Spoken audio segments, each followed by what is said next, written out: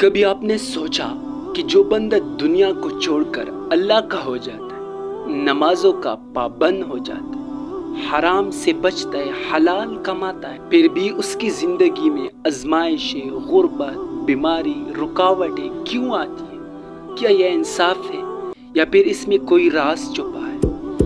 جب کوئی انسان اللہ کی طرف سچے دل سے رجوع کرتا ہے تو وہ دنیاوی سکون نہیں بلکہ آخرت کا سکون خرید لیتا ہے۔ اللہ تعالیٰ فرماتا ہے، کیا لوگ یہ سمجھتے ہیں کہ وہ صرف یہ کہنے سے چھوڑ دیے جائیں گے کہ ہم ایمان لے آئے اور انہیں آزمایا نہیں جائے گا؟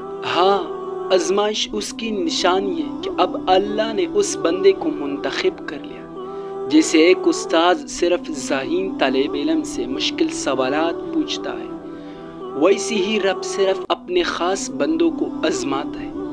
حضرت یعقوب علیہ السلام کو بیٹے سے جدا کیا گیا، حضرت ایوب علیہ السلام کو بیماری میں مبتلا کیا گیا، حضرت یوسف علیہ السلام کو قید کیا گیا، اور ہمارے نبی کریم صلی اللہ علیہ وآلہ وسلم کو مکہ والوں نے تکلیفیں دی، لیکن کیا وہ سب اللہ کے پیارے نہیں تھے بلکہ سب سے زیادہ محبوب تھے؟